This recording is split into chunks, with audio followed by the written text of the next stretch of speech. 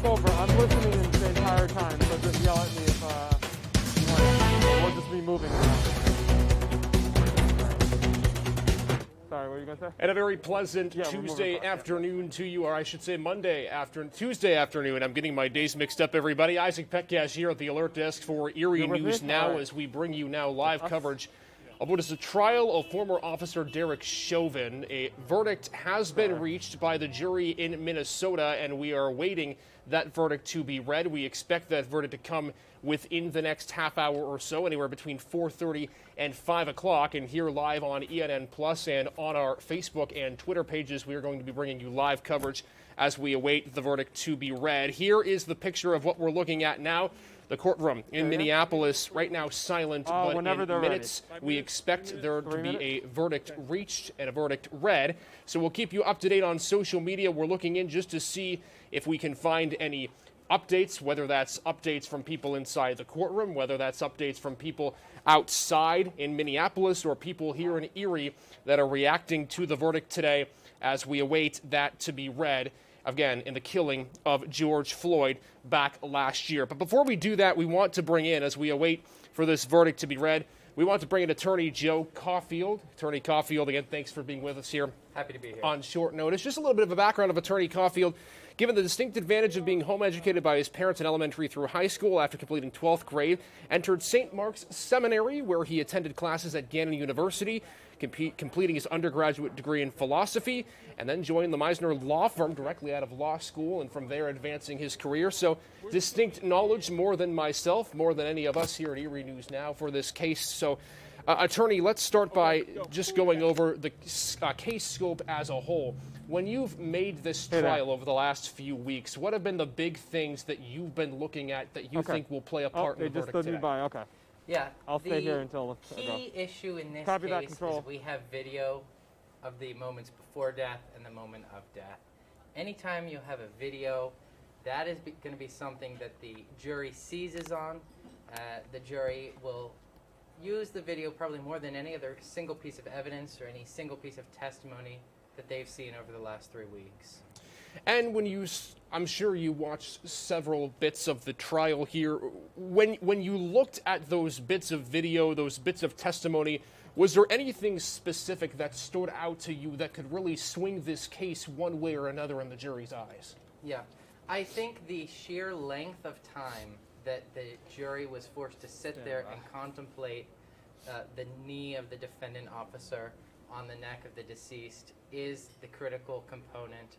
I think a second, perhaps misstep by the defense was bringing in a use of force expert to testify that, in fact, more force could have been used. And I think the jury may be thinking, you've already killed him, how much more force do you need? That may have been a strategic misstep. All right, so continuing our coverage here, you see the courtroom, again, right now laying silent. We await the verdict in just a few minutes here. Anywhere between now and 5 o'clock is when we're expecting to hear the verdict read. Right now with Attorney Joe Caulfield joining us.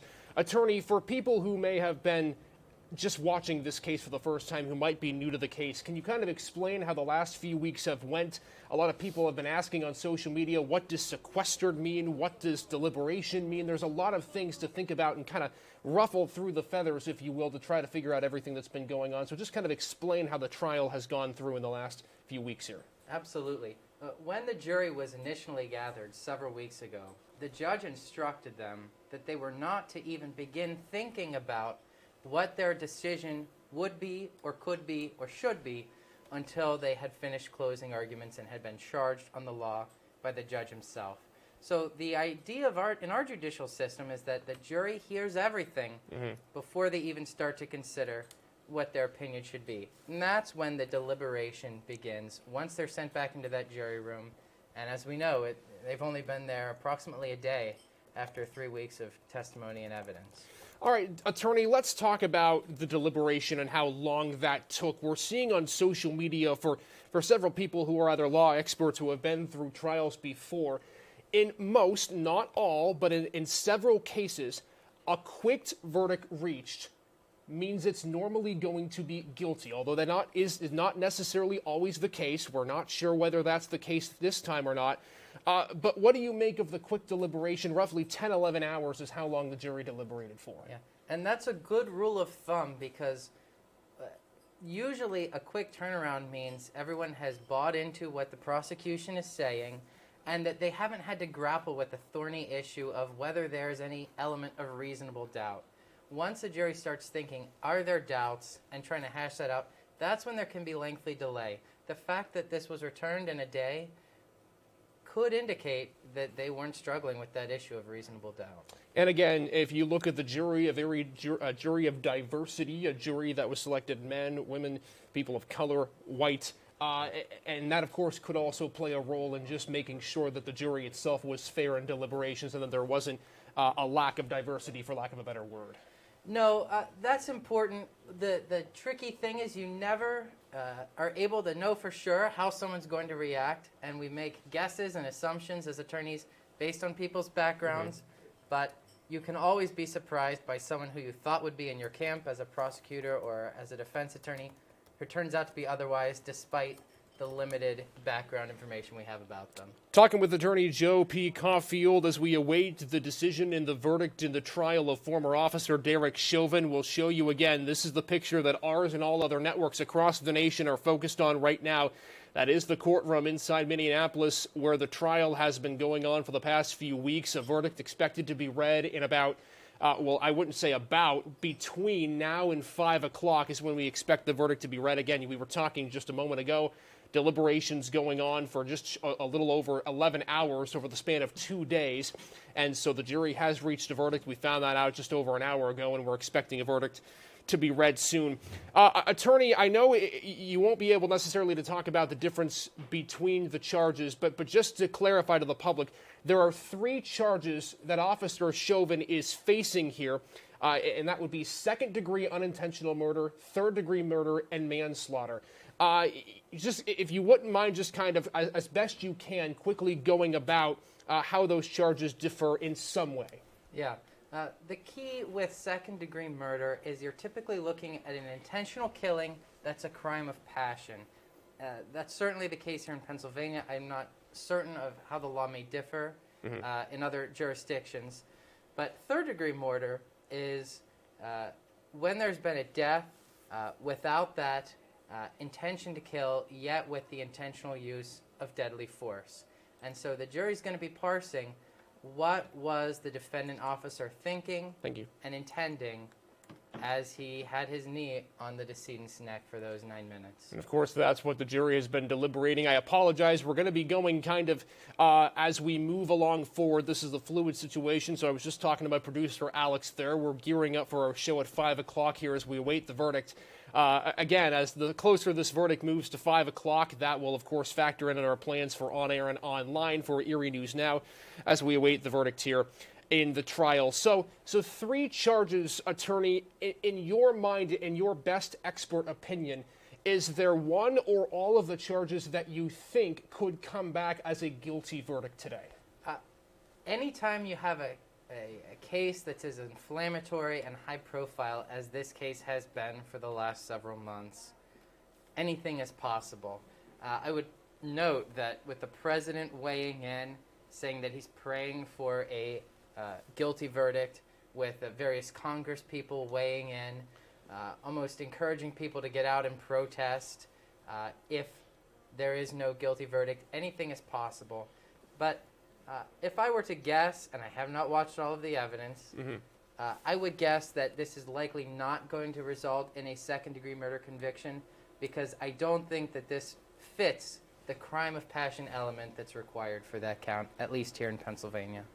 What about the other 2 charges? Do you think that either of those, in your professional opinion, could come back guilty or not? Absolutely. Guilty? I think if I were a betting man, I would bet heavily that he will be found guilty on one of those 2 charges. And right now what you're seeing is aerial shots of downtown Minneapolis right by the courtroom. You see kind of building obstructing the view right now, but you do see some people gathering around the area where the court is. Of course, this has been a very public trial. This has been a trial in which There have been two distinct sides. Of course, there has been several protests regarding this trial, all the way dating back to May 30th. If you remember, in Erie, Pennsylvania, we had protesters that gathered on State Street and in downtown Erie to protest the death of George Floyd. And there you see the people there. They are gathering. And again, what we're looking at right now, that's the outside. This is the inside as we currently see it. Right now, the court and the jury getting ready to read the verdict. And as soon as we find that verdict is being read, we will bring it to you live here on Erie News Now as we're working at 4:41 here in this Tuesday afternoon. Attorney Caulfield, this has been a very long trial. This has been a trial that's taken now over 4 weeks because of the deliberations, because of the prosecution's argument, the defense's argument. We've now seen really the deliberation has been the shortest portion of the trial, if you can believe that. But in your mind, what has made for this being such a long trial? Because normally, even in high-profile cases, you don't see a trial go on for this amount of time. I think there was enormous and intense pressure on the prosecutors to deliver a guilty verdict. And I think they went in with the mindset that no stone could be left unturned, no potential witness could be left unquestioned, and no potentially useful evidence not introduced because of the intense scrutiny that is bound to follow if the prosecution fails to deliver a guilty verdict. Now, just on the grounds to be able to deliver a guilty verdict, the standard in law is beyond a reasonable doubt. Yes. Explain to the public what that means.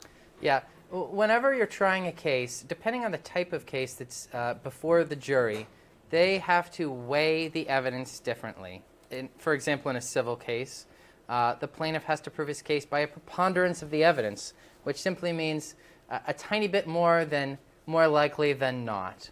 However, once you enter the criminal realm where people's life and liberty and property interests are on the line, the government is required to prove their case against the defendant beyond any reasonable doubt that a juror may have that the person actually is not guilty of the crimes that have been charged. So any lingering question in your mind is the government's case accurate and is their story correct, is enough under the law to return a verdict of not guilty. And that is a little bit what we heard in the closing arguments, particularly from the defense, essentially saying the prosecution did not do enough in the defense's mind to convict former officer Chauvin of any of the three charges. The prosecution, the big line that was used and that was put in major outlets was believe your eyes. That's what they wanted the jury to do. They wanted them to see the video that was there and say that in itself was enough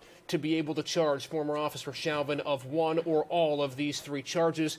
Attorney, when it came to the trial itself and the witnesses that took the stand, were there any in your mind in particular that really stood out to you that either made a big push for the prosecution or for the defense? The most memorable witness, honestly, is the defense witness's use of the use of force expert and testifying that even more force could have been used than was applied to the decedent. I think that may have stood out. Other than that, the key piece of evidence, more powerful than any witness, is the video itself, allowing the jury to see what was happening without color or commentary as Mr. Floyd lay dying.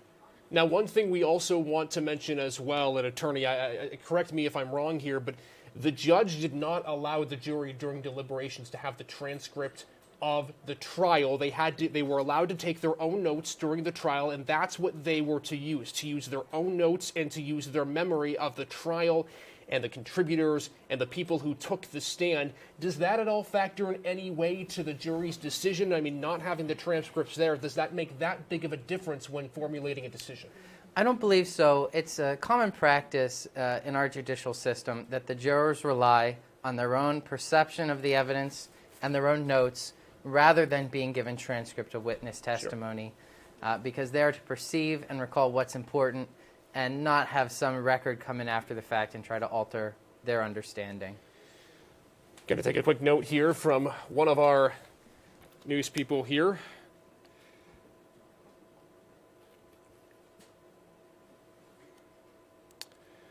Alrighty, as we continue along here, we plan on bringing in several other individuals here at the moment. Joe, we're going to give you about a minute or two break really quickly. We want to bring in our Ethan Kibbe as we await the verdict here.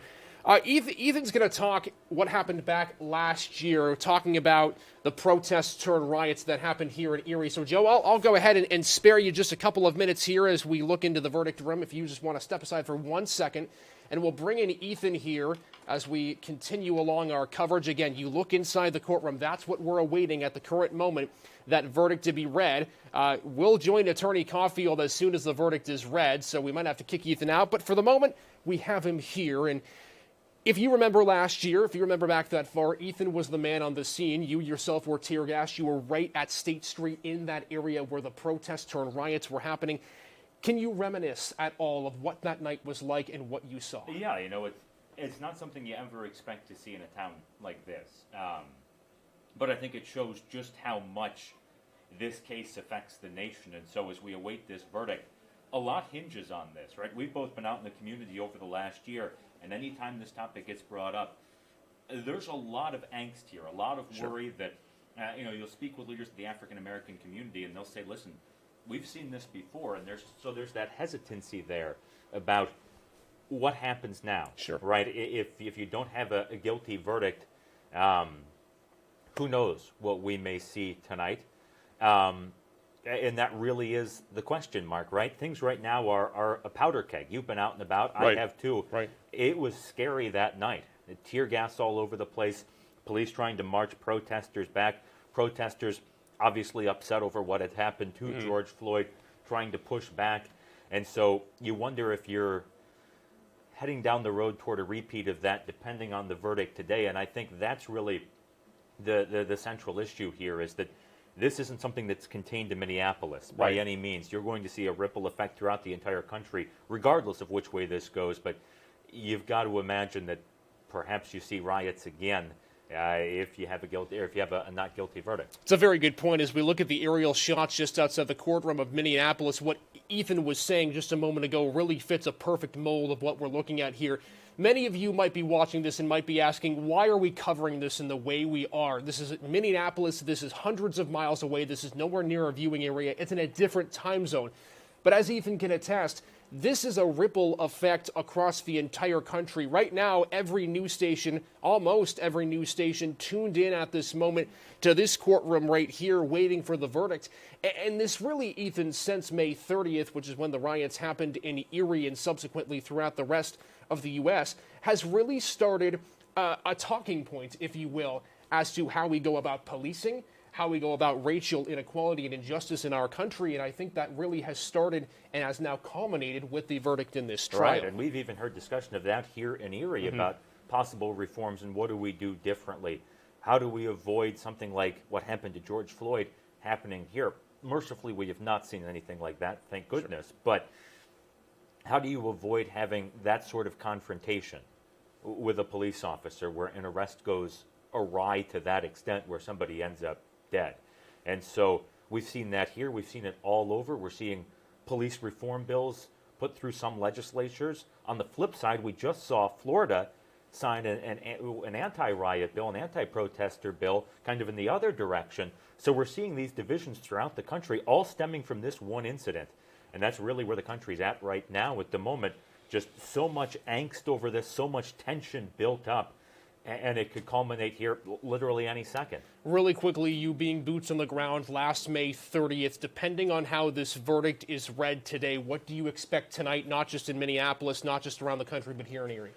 You know, you never have a crystal ball, right? I never expected that evening to go the way it did, and all of a sudden there it was. But you've got to think that your odds of unrest, of things that get dicey quickly, probably go up if this is a not guilty verdict, because the anger there of, you know, we've done this over and over and over and it never changes would be, you know, the narrative there. Whereas a guilty verdict, you look at that as some sort of a pivotal turning point, maybe some sort of, but will there be people upset by that verdict? Absolutely, because that's how split the country is right now. The answer really is who knows. I think you're more likely to see a lot of unrest with a not guilty verdict. But I think either way, there are going to be people upset, and the real question is how upset? Upset enough to stage a public demonstration, and only time tells us that. And of course, as we wait for the verdict to be read, no matter what that result is, you, myself, our entire crew will be out and about with you tonight as we continue this ripple effect of a trial that has started back last May and has continued along all the way here to April 20th of 2021. Ethan, we're going to let you go. We appreciate your expertise. We know you got a lot to get to here, so we're going to let Ethan go and focus back in here on the courtroom as we bring back in Attorney Caulfield. Again, folks, if you're just joining us, you are looking inside the seal of the courtroom in Minneapolis where the verdict of the trial of former officer Derek Chauvin is set to be announced. In fact, it's set to be announced, but by 5 o'clock was the announcement that was made by the courtroom. So in the next 8+ minutes, we are expecting a verdict to be read, and that verdict, of course, will either be guilty or not guilty for 1, 2, or all 3 of the charges that former Officer Chauvin faces. We want to read them to you again really quickly. Again, second-degree unintentional murder, the max penalty for that, 40 years in prison. Third-degree murder, which would carry a maximum sentence of 25 years behind bars, and second-degree manslaughter, which is up to 10 years in prison and or a fine of $20,000. We bring back in Attorney Caulfield here. Again, people waiting on pins and needles with bated breath across the country and here in Erie. Attorney, I want to ask you to put yourself in the boots of the jury. I mean, no matter who you are, it is not an easy job to be on a jury board of this high-profile a case. What do you think was going through their minds as they listened to this trial and knew that they were the ones that had to make this decision? One of the things that you think about as an attorney, trying to think about the pressures that are on your jurors is, although they are instructed not to watch the news, not to read newspapers, certainly not to be on social media, after 3 or 4 weeks, the temptation to do that is probably overwhelming. Sure. And we have to assume that some, if not all of them, have seen the preparations that have been made, if there's civil unrest, right, the comments that have been made by civic and religious leaders of all stripes, and the weighty consequence, not just for the life of one man, the officer who is the accused, but for really the peace across the nation throughout our cities and society. So I think that it's probably an overwhelming burden at this point, and one way or the other, they're probably happy to have it off their backs. As Ethan was talking just a moment ago, he was giving you a boots-on-the-ground reminiscence of how the incident in Minneapolis played out across the country. Attorney, you've been at this for several years. Have you ever seen a trial take as much national precedent as this one has over the past few weeks, and really all the way up from the incident to the trial itself? Certainly not in recent memory.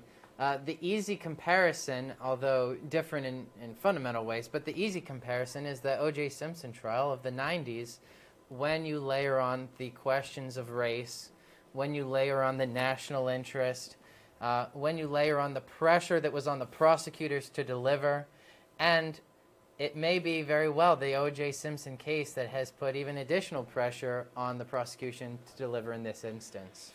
Again, we are awaiting the verdict, which is set to be read within the next 5 minutes. Again, if you're just joining us, what we learned in the past hour was that between 4:30 and 5:30 p.m. Eastern Time, in this courtroom, the verdict would be read for the trial of former officer Derek Chauvin for the killing of George Floyd. Again, that happened back last May. Here are some aerial shots of downtown Minneapolis. You see people gathering just outside the courtroom as they await the verdict. And again, we're lucky to be joined here locally by experts, including Attorney Caulfield. Let's think about all the things that culminated in this trial. We talked about the really big pieces of evidence that you brought. We talked about the people who were part of this trial and the witnesses that came to be. And again, as we currently sit here and as we currently await this verdict, was there anything about this trial to you that you thought was out of the ordinary or different than normal trials, if you will? No, I actually thought that the judge in this case did an exceptional job of not making himself the story, but being the umpire who calls the balls and strikes, who is respectful to everyone, Sure. and who really reinforces the perception we should all have that the judicial system is where our society comes together to, not as a mob, but as an orderly society, resolve the serious life and death questions that we're confronted with in a case like this. I think the judge's handling of this case is a credit to our judicial system, and it's reassuring in the face of really the otherwise horrific facts of this story that the public can look to the courtroom and see justice in action and draw reassurance from that. All right, I want to bring you back inside here of the Erie News Now alert desk. Isaac Pekyash, Attorney Joe Caulfield with us right now. Once the verdict is read, we'll bring on our Ethan Kibbe for more coverage here as we continue along in our coverage of this trial. So let's talk a little bit about the judge as well. There was arguments on both one side and the other that the judge is being too lenient on one side, but in your opinion, you believe the judge was fair and honest, and especially what he told the jury before deliberations as well. Yes, I thought the judge did an exceptional job.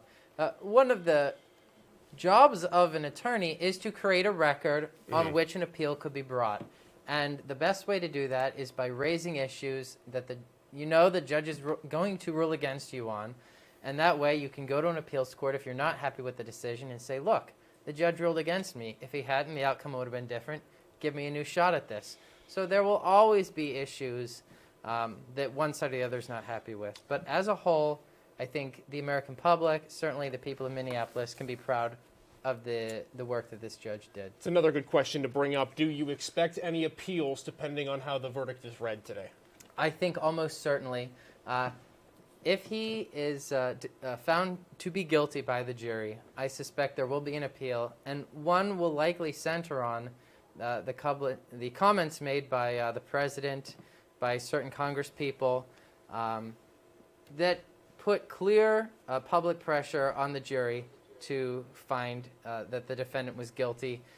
Those are easy, low-hanging fruit for an attorney to argue that the jury pool was tainted, and that the jurors were unduly influenced and pressured by public officials. And so I suspect that in the event of a finding that he is guilty, there will be appeals. All right, 4:58:32 officially on our time clock here. So if the time frame in which the court put out is correct, in the next minute and a half, we are going to have a verdict read. Not sure if that's going to be the official time. Again, it could come slightly after 5, but we are expecting a verdict read soon, so we're going to keep it in this double box here. Again, that courtroom is going to be the live feed as to where the verdict is read, so as soon as it comes, we will immediately go straight to that here on air and online here on Erie News Now. As we're watching this with Attorney Joe Caulfield. Let's see. Joe, when the verdict is read here, explain how that's going to go. I mean, what can we expect from the reading of the verdict? Is it going to be every member of the jury, one member of the jury, the judge? What can we expect? Assuming that the procedure is similar to that in Pennsylvania, the jury will actually have the option of having the foreman read the jury's verdict slip himself, or of handing it to the judge and having the judge read it. The verdict slip will have been prepared in advance by the judge's clerks with the input of attorneys for the prosecution and defense. The jury fills it out, and then that slip is read. After it's read, the parties have the option in Pennsylvania to poll the jury and have each juror be questioned whether the verdict accurately represents their vote. I suspect in a case like this, all that will be done, assuming there's a similar protocol in that jurisdiction. All right, again, as we await for the verdict to be read here, Attorney, what is taking the hour plus between the verdict being reached and the verdict being read? I mean, you would think a verdict reached, you read the verdict, that's that. I mean, what's the delay in reading this verdict here? Certainly. So what happens is once the jury is sent out, the parties go home, the attorneys go back to their offices, the judge begins doing other work. His clerks are getting caught up on things that have been set aside for 3 weeks. So once the jury comes back and says we have a verdict, all the parties that are necessary to be present for the reading of the verdict have to be recalled. And so even if the attorneys are at their offices in the city and the defendant is not in the courthouse, everyone has to be recalled, and in a large city, that can easily take an hour. Besides the jury, is there anybody else right now who knows the verdict? The verdict slip in Pennsylvania is given to the judge so he can confirm that it has been filled out accurately. So the judge, at least in Pennsylvania, if these rules align, would be the only other person besides the jury that would know the verdict. Yes, there may be a tip staff who has actually Sure. transported the slip, and they may know, but that would be it. No one else knows. Certainly the parties have no idea.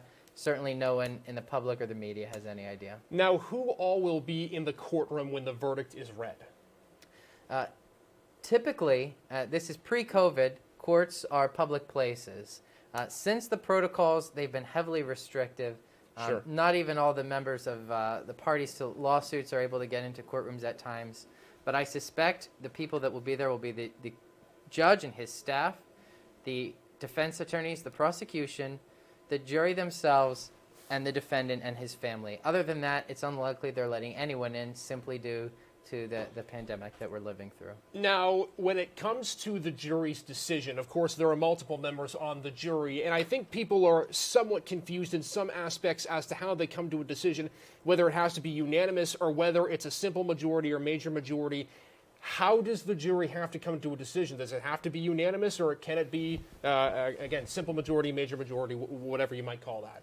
Yeah, there were previously laws that allowed juries to return majority rules without being unanimous, but I believe, and I'm talking off the cuff here, I believe the Supreme Court has overturned that, and now in all jurisdictions you're required to have a unanimous jury verdict to find someone guilty anywhere in the United States. So it's my understanding that the jury decision here will have to be unanimous for this decision to be announced. Now, there are actually three possible outcomes that could come of this: guilty, not guilty, or we could have something that's called a hung jury. Attorney, is there any chance you'd be able to kind of speak to that, of what that might mean? Yeah, a hung jury is where after a lengthy effort of deliberation, a jury is not able to reach a consensus on what the outcome should be. After a trial of this length, the judge would not allow a jury to declare itself hung after only one day. He would likely force the jury to sit there at least as long as the trial before he ever let them come back and say, "Judge, this is too hard. We can't come to a consensus." The fact that this has happened so quickly virtually guarantees that this is not an issue of a hung jury. Now, of course, in the deliberation room, the jury was talking about the notes that they had, the things that they saw. Where do you start at if you're a jury? I mean, do you start at just the what does everybody think? Do you start at your notes? I mean, where do you start? And really, if you're the jury, how did the process go about? I mean, what did people in that jury go from first to next to that process? Deliberations are a strange thing because unlike every other aspect of a trial, there are quite literally no rules for how you get from walking into the jury room to reaching your decision. And so it's usually up to the strongest personality in the room. Often, hold on one moment. The judge is coming in. It looks like we will have a verdict shortly. Stand by. Here's the verdict.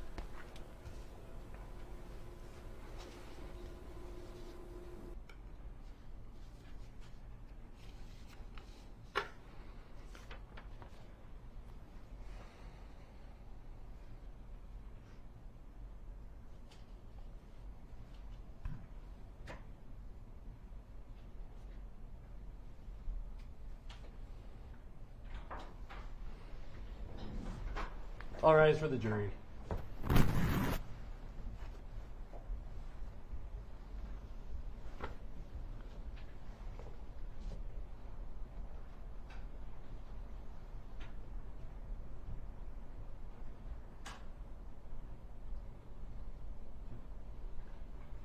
All right, please be seated. Members of the jury, I understand you have a verdict.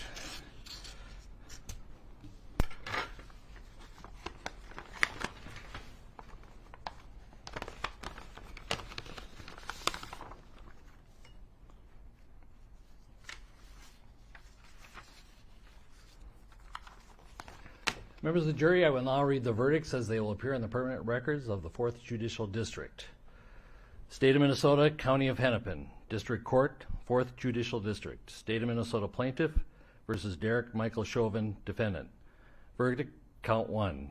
Court file number 27, CR 20-12646. We, the jury, in the above entitled matter as to Count 1, unintentional second-degree murder while committing a felony, find the defendant guilty. This verdict agreed to this 20th day of April 2021 at 1:44 p.m. Signed, juror foreperson, juror number 19. Same caption, verdict count 2. We, the jury, in the above entitled matter as to count 2, third-degree murder, perpetrating an eminently dangerous act, find the defendant guilty. This verdict agreed to this 20th day of April 2021 at 1:45 p.m. Signed by jury foreperson, juror number 19. Same caption, verdict count 3. We, the jury, in the above entitled matter as to count 3, second-degree manslaughter, culpable negligence, creating an unreasonable risk, find the defendant guilty. This verdict agreed to this 20th day of April 2021 at 1:45 p.m. Jury foreperson 019. Members of the jury, I'm now going to ask you individually if these are your true and correct verdicts. Please respond yes or no. Juror number 2, are these your true and correct verdicts? Yes. Juror number 9, are these your true and correct verdicts? Yes. Juror number 19, are these your true and correct verdicts? Yes. Juror number 27, are these your true and correct verdicts? Yes. Juror number 44, are these your true and correct verdicts? Yes. Juror number 52, are these your true and correct verdicts? Yes. Juror number 55, are these your true and correct verdicts? Yes. Juror number 79, are these your true and correct verdicts? Yes. Juror number 85, are these your true and correct verdicts? Juror number 89, are these your true and correct verdicts? Yes. Juror number 91, are these your true and correct verdicts? Yes. Juror number 92, are these your true and correct verdicts? Yes. Are these your verdicts, so say you one, so say you all? Yes. Members of the jury, I find that the verdicts as read reflect the will of the jury and will be filed accordingly. I have to thank you on behalf of the people of the state of Minnesota for not only jury service, but heavy-duty jury service.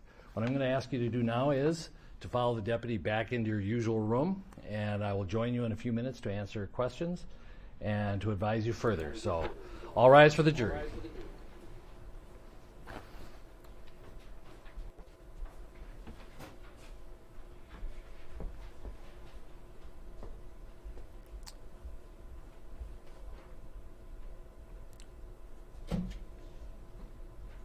All right, be seated.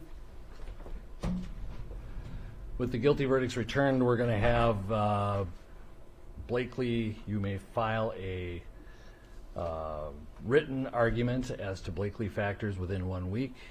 The court will issue findings on the Blakely factors, the factual findings, 1 week after that. We'll order a PSI immediately returnable in 4 weeks. And we will also have a briefing on, after you get the PSI, 6 weeks from now, and then 8 weeks from now we will have sentencing. We'll get you the exact dates in a scheduling. All right, ladies and gentlemen, that is the verdicts we have just received as an official count from the jury. You can see inside the courtroom here. I want to read to you the three verdicts again. In the case of second-degree involuntary manslaughter, the jury finds defendant Derek Chauvin guilty, which is punishable for a maximum of 40 years in prison. The same verdict for third-degree murder, guilty former officer Derek Chauvin, guilty up to 25 years in prison. And when it comes to manslaughter in the second degree, former officer also guilty. So the jury unanimously finding the former officer Derek Chauvin guilty in all forms of those three charges: involuntary second-degree murder, third-degree murder, and second-degree manslaughter. And with that, I'm going to turn it over to Attorney Caulfield. Your reaction to the verdict? I am not surprised, given the overwhelming presentation that the video of the death of George Floyd made to the jury. And I'm just sometimes it's so much a picture speaks 1,000 words. In this case, the video spoke 1,000,000 words, and it was difficult to see how Officer Chauvin could escape from what the video portrayed, and he has not.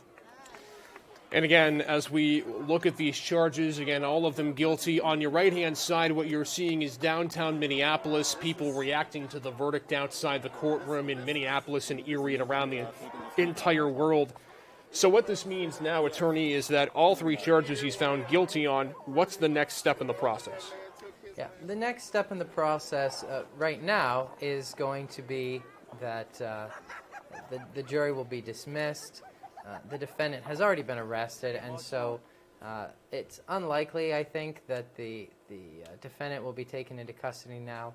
More likely, they'll set a sentencing date, which could be some months away. And in the meantime, there'll be typically a 20-day time period to appeal, and it's almost certain that an appeal will be filed by the officer's attorneys challenging the jury's verdict here today. So practically speaking, that's what's likely going to happen next. So then when it comes to the challenge, if there happens to be one, how long will that process take? Any type of appeal can be lengthy. However, given the public scrutiny of this case and the interest in the courts likely to move this along, I don't anticipate it'll be particularly lengthy. However, it could be weeks or months before the appeals are processed. So again, for those of you who are just joining us, as we will go to a quick picture-in-picture, I want to show the downtown Minneapolis really quickly here. There you see it.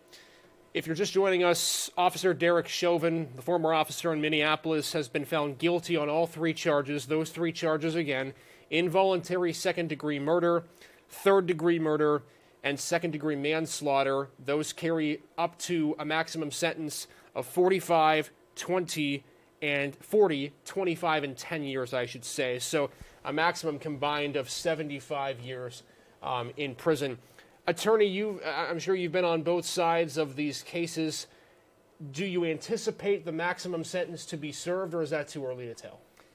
Too early to tell. What will happen is the Office of Probation and Parole will put together a post-conviction report that makes a recommendation to the judge based on all kinds of factors: prior criminal history, family, financial. Sure. Both sides will get to make a recommendation to the court as what they believe the sentence should be, and then the judge will make his decision. Too early to say what the prosecution will request.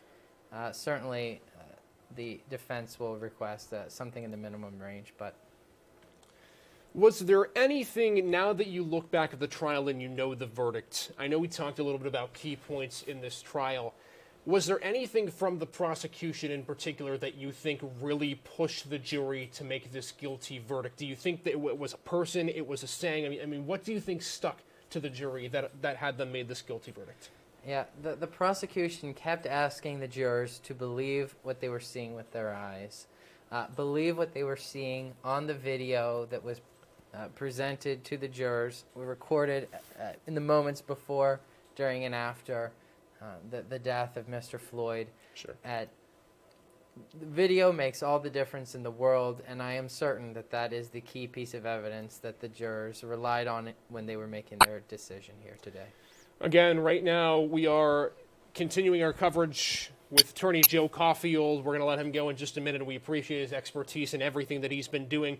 We're also getting ready for Erie News now at 5 o'clock. Right now we're not on the air. If you're watching on air, you're watching special reports, NBC, CBS, in Minneapolis with their own special reports of what is going on in downtown Minneapolis. We're kind of showing you a double picture feed here. You can see people gathering right in the block, right just by the courtroom of where the guilty verdict was just read.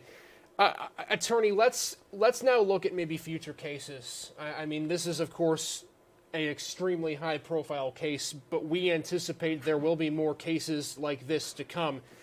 Does this at all change the precedent of how high-profile cases in this category are considered and run?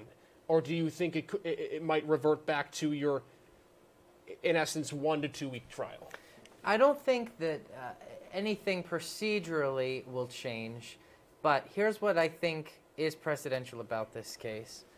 there have been a string of high-profile officer-involved deaths Sure. that have not resulted in serious criminal charges and serious convictions against the officers who caused the death. This is going to change the perception, I think, in America, or at least start to affect it, that in fact justice can be served, that an officer can be charged, can be brought to trial, and can be convicted when there is clear evidence of officer wrongdoing. And I think that's good for our society, frankly, that there's confidence in the judicial system, that no one is above the law, and we're all answerable to it, even if we work in government, even if we're police officers ourselves. Again, a historic day when it comes to this trial, a trial that started with the incident almost a year ago. And we were talking with our Ethan Kibbe, boots on the ground, talking about what it was like in Erie and what it was like nationwide as we saw protests, some of which turned riotous. And we saw this trial. It was 4 weeks, but really it was even longer than that as we prepared for the trial. There was lots of arguments of whether the case should be in Minneapolis or whether it should be somewhere else. But again, the guilty verdict read today just after 5 o'clock. I believe 5:04 was the official time it was read. Guilty on all 3 charges for former officer Derek Chauvin in Minneapolis. As we'll just take a quick look now. I'll give you a double box here as I'm looking just for a couple of feeds here, just to kind of show you exactly what's going on in downtown Minneapolis. Give me one moment. I'm going to change a couple of things here. As we continue along, we are just watching the reaction. And, of course, we'll have coverage here in Erie as well, just of the reaction to the decision made in this trial. The jury coming to unanimous decision. It was about 10 to 11 hours of deliberation. Here you go. Here are the cameras that I can show you here in just 1 second. Again, several hours worth of deliberation, several hours worth of people that were trying to testify on both sides here. And let's just leave it for one moment here as we bring you back up to speed. We're just going to give you one quick picture here just of what's going on in Minneapolis as we continue along in our coverage here of this trial. Can you just put those down?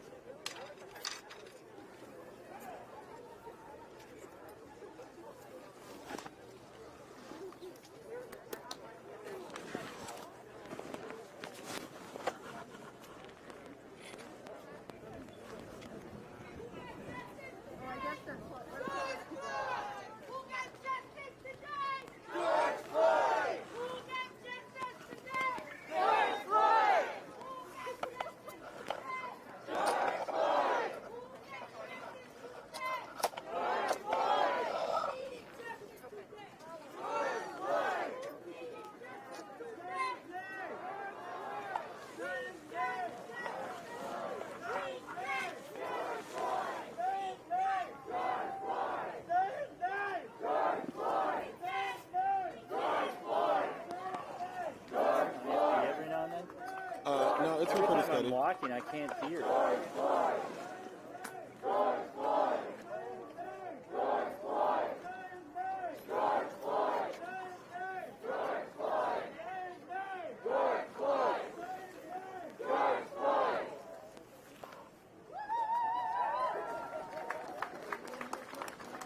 So they want us to try to find people to interview live, but then they want us... To stand still. Yeah, so let me find out. Rita, can you hear me?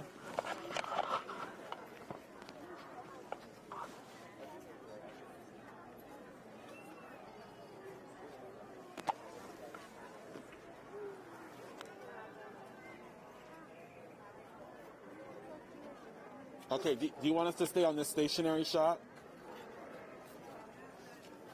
Okay.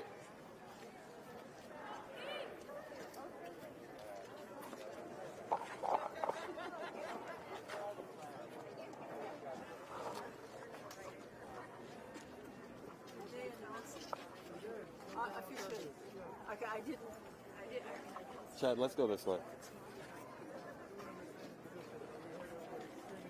That was what was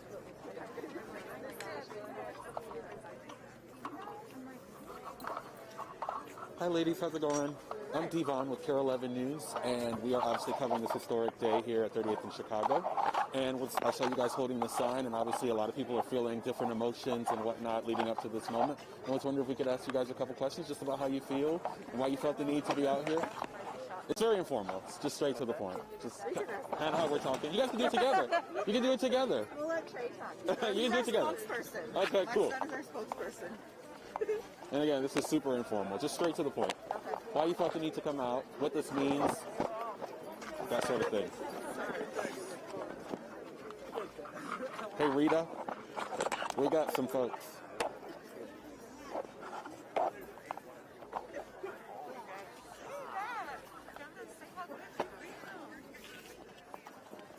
And I'll kind of guide you guys. Okay. Yeah, sure am. I'll lead you guys, don't worry. Devon, do you want to start on camera? Yeah.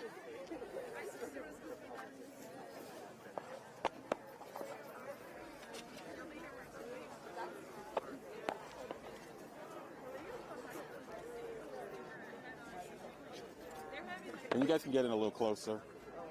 Perfect. I like your hoodie too.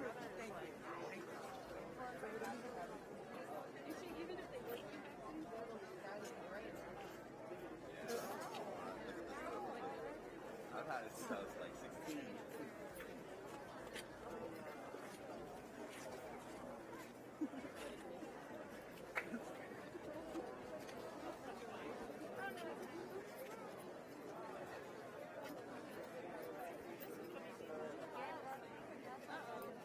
You guys live in Minneapolis?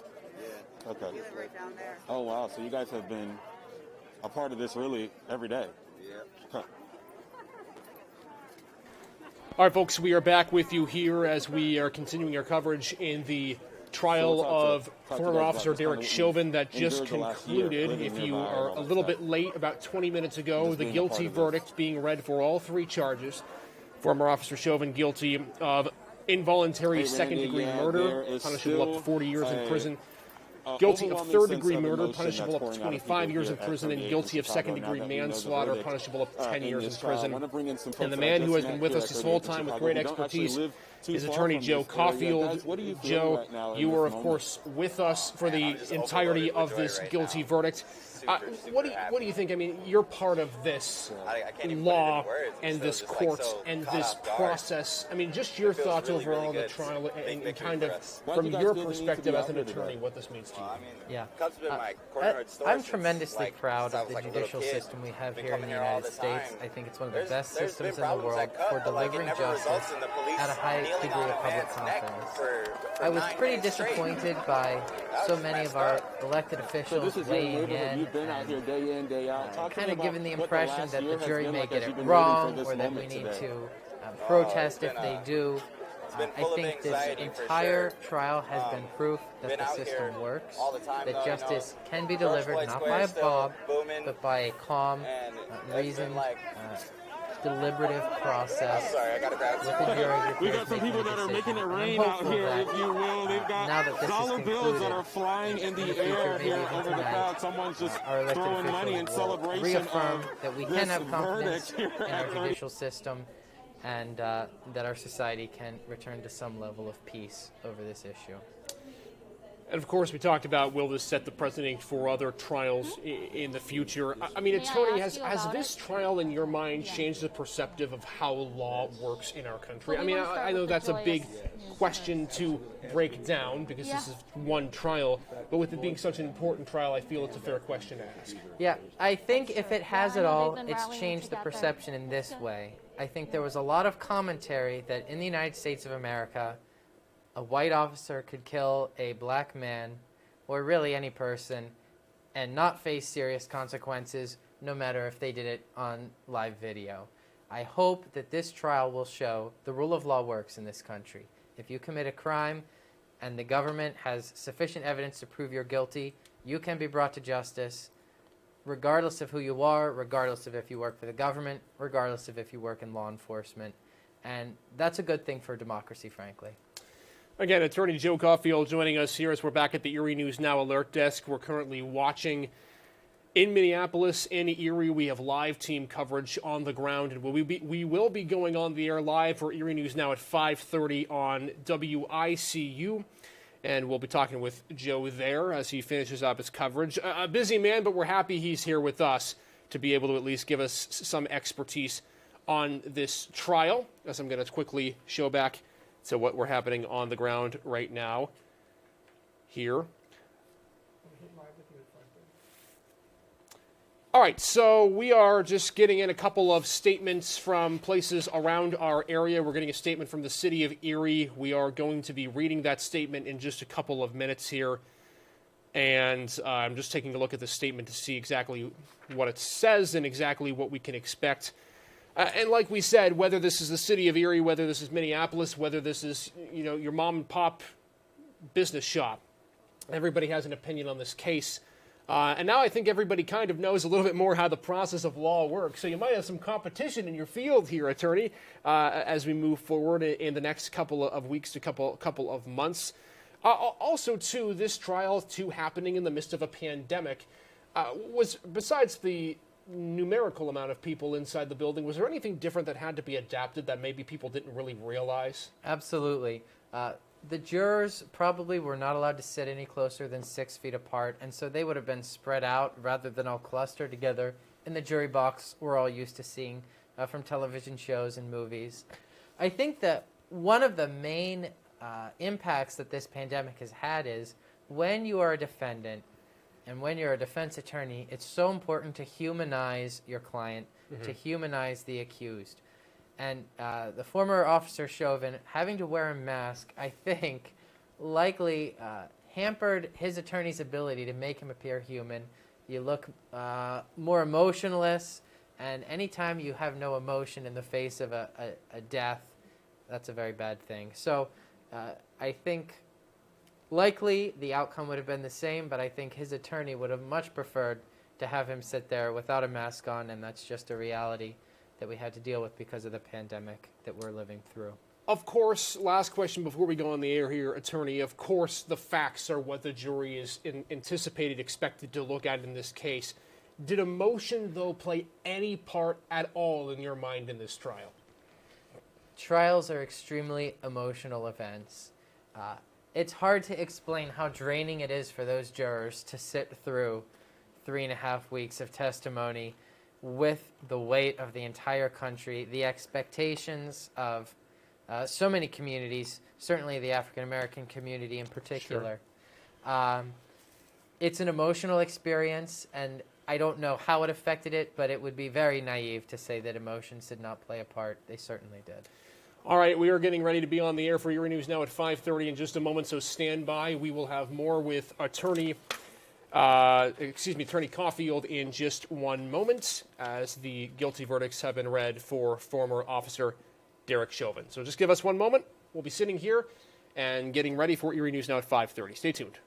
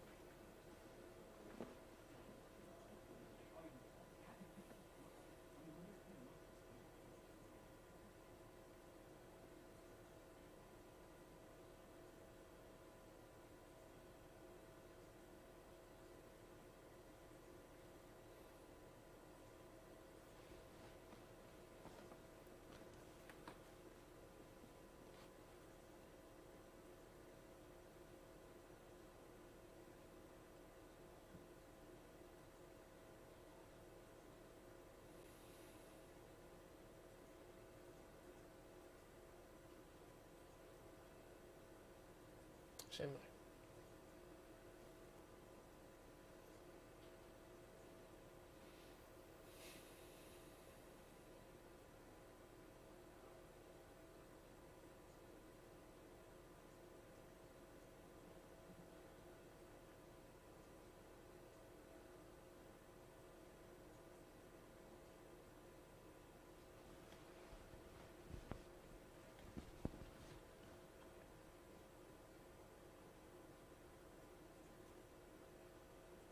Hi, Eva. Good evening. Of course, this information fresh as we're learning the 3 guilty verdicts of former Officer Derek Chauvin and Joe Caulfield, attorney, joining me now.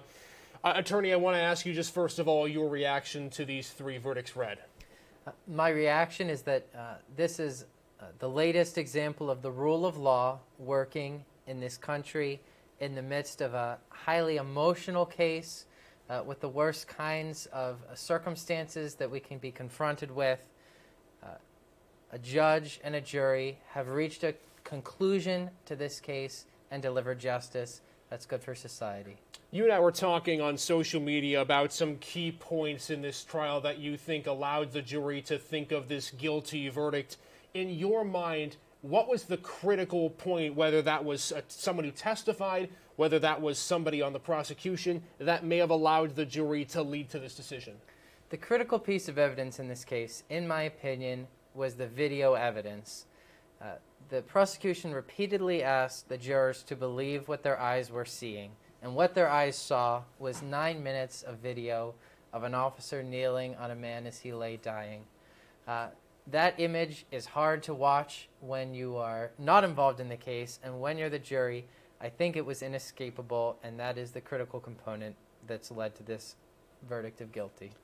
In terms of the jury deliberations, we had talked about the longer the deliberation goes on for, the more likely it is, in not all cases, but in most cases, that a not guilty verdict will be found. In the 10 to 11 hours that the jury was deliberating, what were some of the critical points that they talked about? Because remember, folks, they were not allowed to have a transcript of the trial. They had to use their own notes. Yeah, the jurors are discussing among themselves what their impressions of the evidence were, what their beliefs about what the prosecution proved, and most importantly, whether the defense had convinced any of them that there was any points of reasonable doubt that had arisen throughout the case. Clearly, as the verdict quickly showed, the defense failed to raise that reasonable doubt in anyone's mind on the jury. So now where do we go from here? The trial itself is over, but there's more, of course, to come, and there could be some challenges that you believe could be coming from the defense. Absolutely. And likely, one of the challenges will be based on the comments that have been made by elected officials, congresspeople, and even the president about how the jury ought to rule. I think that the defense will argue that undue burden and undue influence was placed on the jurors to reach a guilty verdict, with the threat being that if they did not find this officer guilty, there would be riots, there would be civil unrest, and that it was simply impossible for the jurors to make a fair and impartial decision with that public pressure mounted against them. I don't know if the courts will buy it, but that's certainly an argument that I expect to be made. All right, attorney, last question for you now. You've been in the law business for a significant number of years, and we were talking about how what's tough for one trial or one anything to change the landscape of anything, but it has in a sense. In your mind, how has this trial changed the landscape of law in America's eyes? Yeah, I think this case has really struck against the narrative that we've been hearing that some people are above the law, particularly that police officers and government officials can break the law, can injure and even kill people without repercussion. I hope that this trial presents a sobering but important reminder that we are a society of laws, that everyone is accountable, no one is above it. And that's a good thing for the United States, I believe. Well, Joe, we appreciate you taking some of your time and expertise here. Attorney Joe Caulfield joining us. We're going to have more with our coverage here at the Alert Desk as we continue to look in on social media throughout the evening. But we do appreciate you, attorney, for being here today. Happy to be here.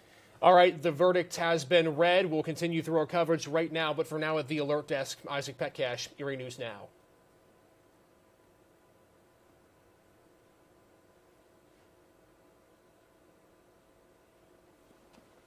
All right, we're good? All right, awesome.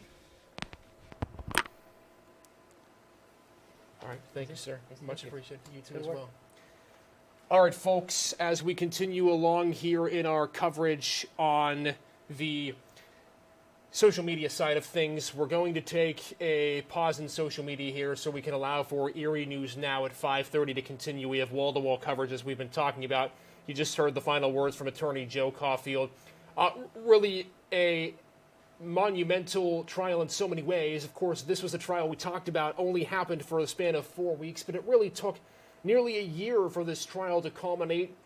Protests, some of them turned riots that happened back in May and, of course, leading up to the trial. And so 3 guilty verdicts, of course, have been read in the trial of former officer Derek Chauvin. We are going to keep you up to date on air and online as we continue our coverage here on Erie News Now. We will take a short break here on social media, but we will be continuing along throughout the evening. We are not done. We are still going to be continuing along here and giving as much detail, as much thought into this trial, which has just culminated in the next couple of hours or so, with being experts and everyone else that is around the area here in Erie that has been a part of this case. All right, everybody, we'll take a short break. Tune in right now to Erie News Now at 5:30. We are on the air live on WICU. As we currently speak, our Haley Potter is talking with Bishop Dwayne Brock of the Victory Christian Center for his reaction, public reaction, church's leaders' reaction to the verdict on this trial. One more time, if you haven't heard already, former officer Derek Chauvin found guilty of 3 charges. The first is involuntary second-degree murder, which carries a penalty of up to 40 years in prison. Guilty of third-degree murder, which carries a penalty of up to 25 years in prison. And guilty of second-degree manslaughter, which carries an up to penalty of 10 years in prison and or a fine of $10,000. All right, Erie News Now at 5:30 on the air. We'll step aside for now here for Erie News Now on our alert desk.